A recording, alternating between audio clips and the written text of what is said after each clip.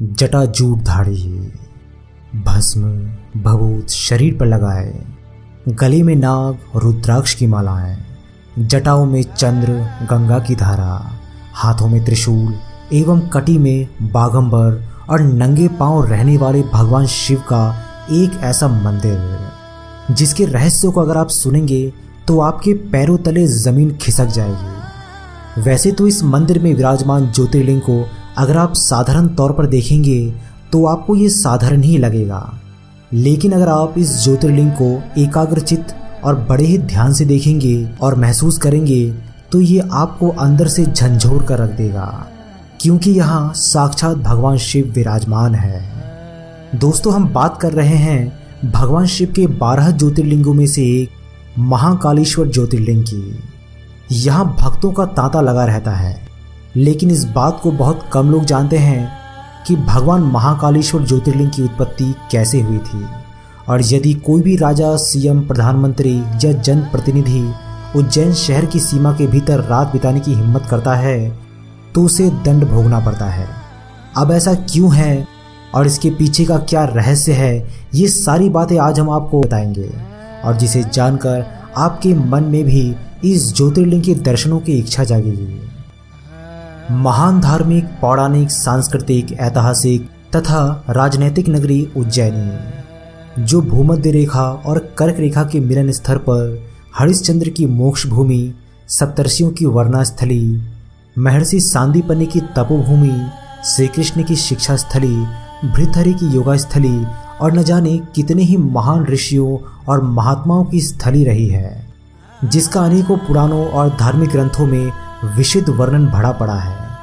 ऐसे पवित्रतम सप्तपुरियों में श्रेष्ठ पुण्य क्षेत्र में स्वयंभू महाकालेश्वर ज्योतिर्लिंग के रूप में मणिपुर चक्र नाभि स्थली सिद्धभूमि उज्जैनी में विराजित है। मान्यता है कि जो भी इंसान इस ज्योतिर्लिंग के दर्शन करता है उसे मोक्ष प्राप्त होता है।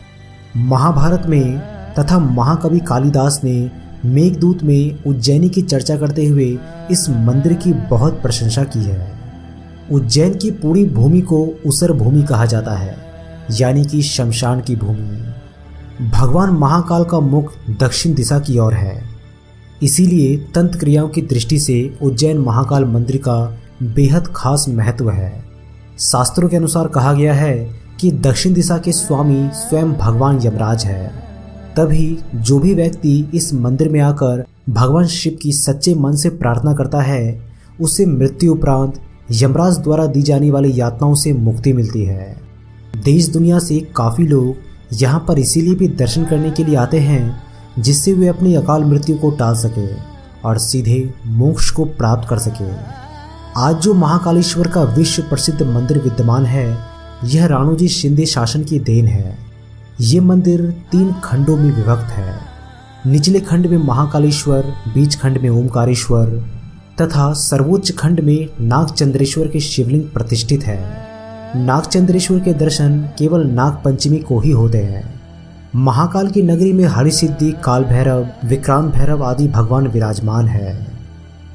महाकाल बाबा के दर्शन के लिए मुख्य द्वार से गर्भगृह तक कतार में लगकर श्रद्धालु पहुंचते हैं।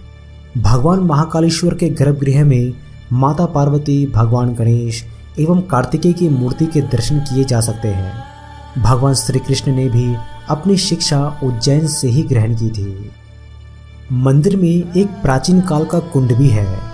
यहाँ स्नान करने से पवित्र होने और पाप एवं संकट नाश होने के बारे में कहा जाता है।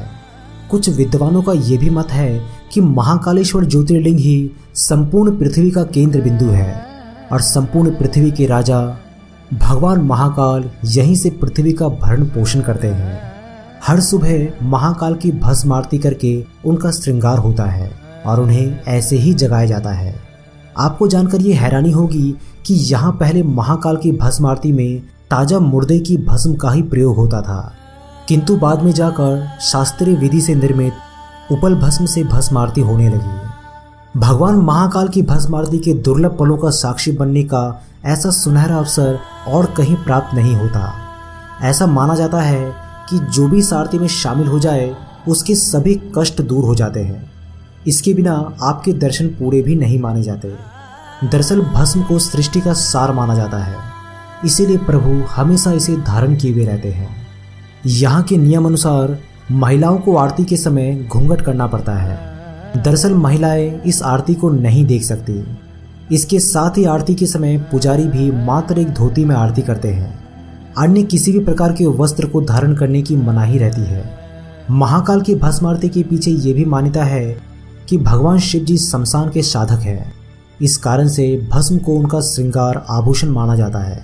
इसके साथ ये भी मान्यता है कि ज्योतिर्लिंग पर चढ़े भस्म को प्रसाद रूप में ग्रहण करने से सभी रोग दोष से मुक्ति मिल जाती है। चलिए अब आपको बताते हैं कि भगवान शिव महाकालेश्वर ज्योतिर्लिंग के रूप में यहाँ क्यों प्रकट हुए थे। किंवदंतियों और मान्यताओं के अनुसार उज्जैन में महाकाल के प्रकट होने और मंदिर की स्थापना से जुड़ी एक कहानी प्रचलित है। इस कहानी के अनुसार दूषण नामक असुर से उज्जैन निवासियों की रक्षा करने के लिए भगवान शिव महाकाल के रूप में प्रकट हुए थे। महाकाल द्वारा असुर के वध के बाद भक्तों ने भगवान शिव से उज्जैन प्रांत में ही निवास करने की प्रार्थना की, जिसके बाद महाकाल ज्योतिर्लिंग के रूप में वहां विराजमान हो गए। दोस्तों, महाकालेश्वर ज्योतिर्लिंग के रहस्यों के बारे में हम आपको नेक्स्ट वीडियो के माध्यम से बताएंगे, जिसमें आप जानेंगे कि आखिर क्यों कोई भी राजा, मंत्री, जनप्रतिनिधि उज्जैन नगरी में रात को नहीं रुकता है, और अगर रुकता है तो उसे इसका दंड भी भोगना पड़ता है। इसके साथ साथ अगर आप महाकाल के दर्शन करते हैं तो तुरंत आपको इसका क्या लाभ मिलता है, इसके बारे में भी हम आप नेक्स्ट वीडियो में बताएंगे। दोस्तों, हमारे साथ इस वीडियो के अंत तक बने रहने के लिए आप सभी का बहुत बहुत बहुत धन्यवाद। हमारी वीडियो को लाइक और शेयर ज़रूर कीजिएगा। अगर आप हमसे कोई वीडियो बनवाना चाहते हैं तो कमेंट बॉक्स में ज़रूर लिखिएगा, और साथ ही साथ हमारे चैनल को सब्सक्राइब करके बेल आइकन को प्रेस करना मत भूलिएगा।